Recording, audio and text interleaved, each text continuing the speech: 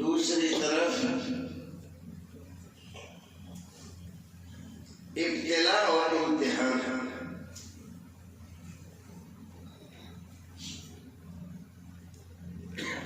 اللہ رب العزت نے احسان فرمایا، ہمیں انسان بنایا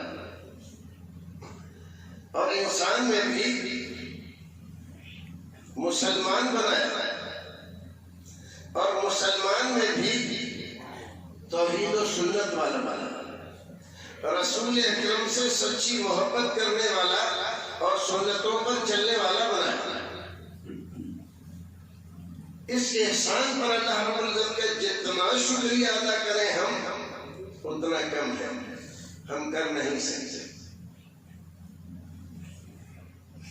لیکن ہمیں شکریہ ادا کرتے رہنا چاہیے کہ شکریہ ادا کرتے رہنے سے اللہ رب العزت کے احسانات اور اس کے انعامات کی بارشیں ہوتی ہیں اور بندے پر اللہ رب العزت کی دائمی رحمتیں نازل ہوتی ہیں۔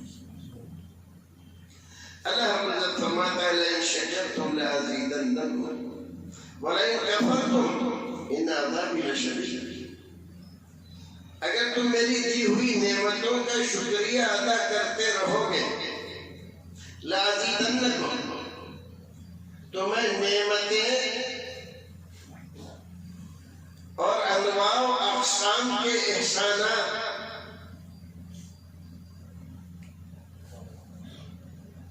اتنے دوں گا کہ میری یہاں کچھ کمی نہیں ہوگی، تم لیتے لیتے تھک جاؤ۔ لأزیدنکم میں اور زیادہ دوں گا تو اس کے خزانے میں کوئی کمی ہوگی؟ اس کے خزانے میں کوئی کمی نہیں۔ جتنے انسان اس وقت ہیں دنیا میں، تصور کرو کہ اس سے 1000 گنا اور زیادہ بڑھ گئے اور سب ایک میدان میں ہیں، بہت بڑا میدان، اور ان ہزاروں قسم کے لوگوں میں جو کروڑ کی تعداد میں ہے، ہر ایک انسان کی زبان دوسرے سے الگ ہے اور ہر ایک انسان کی طلب دوسرے سے مختلف ہے۔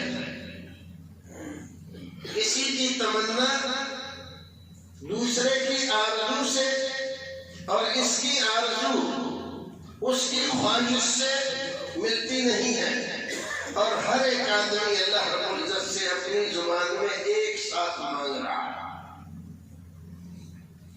اور اللہ رب العزت ہر ایک انسان کو جو کچھ وہ مانگ رہا ہے وہ دے دے۔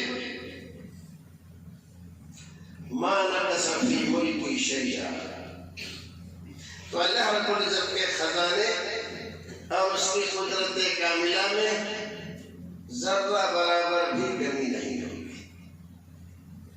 اتنا عظیم ہے میرا رب، ایسے عظیم مالک اور خالق کو ہم مانتے ہیں، اس کو سجدہ کرتے ہیں اور اسی کو حاجت روا اور مشکل کشا